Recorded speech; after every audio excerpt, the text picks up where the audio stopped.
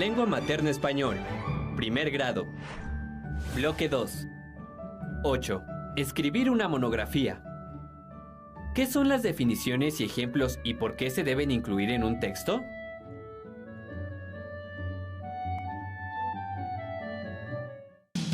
Bienvenidos a su programa Cocina de Autor. En su sección favorita, esta palabra ya se coció. Queda con ustedes, Pepe Papas. Bienvenidos a su programa Cocina de Autor. En la sección Esta palabra ya se coció, el día de hoy Pepe Papas nos platicará sobre qué son las definiciones. Nos dará algunos ejemplos y nos dirá por qué se deben incluir en un texto. Y para ayudarnos con la receta de hoy, hemos invitado nuevamente a Cayetana Comino. Es un placer estar de nuevo con ustedes en esta cocina. Antes de empezar, tengo la siguiente pregunta. ¿Por qué son útiles las definiciones?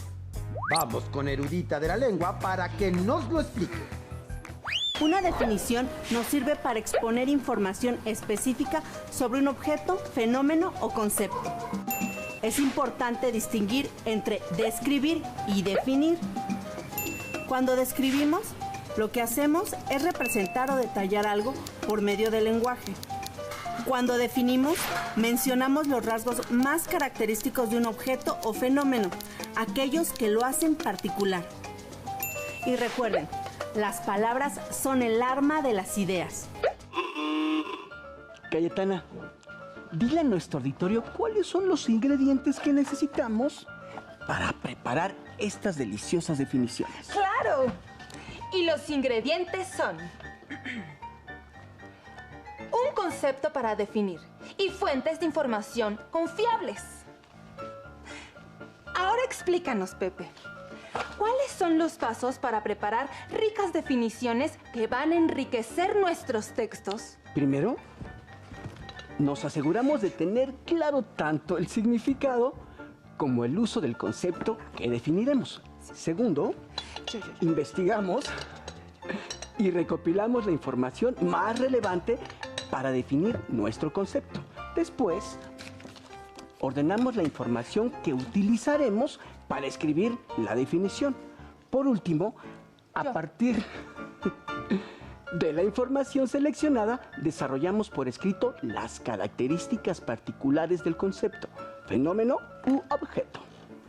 También hay que tener en cuenta quién será el receptor que va a leer la definición para que ésta se redacte de manera apropiada y clara.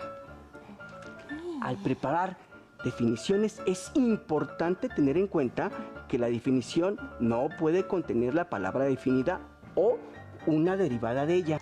Por ejemplo, si definiéramos azul como que es de color azul, no estaríamos aclarando el sentido del término. ¿Cómo se puede saber qué definición formular?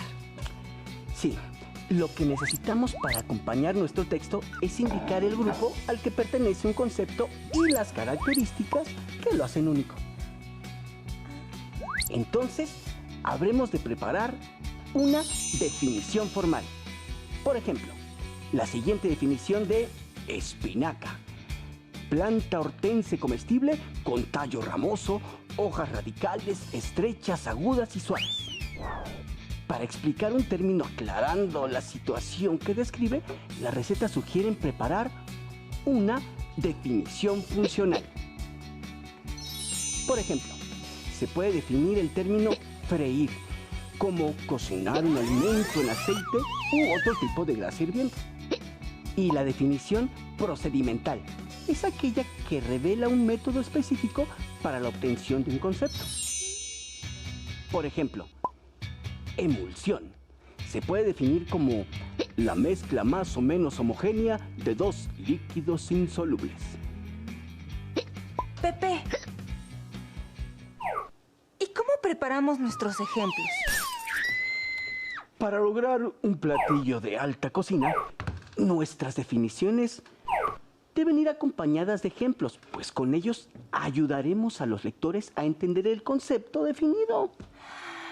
Entonces los ejemplos complementarán nuestras definiciones. Así es, porque son frases que amplían la información presentada, con el objeto de comprobar, ilustrar o autorizar algo.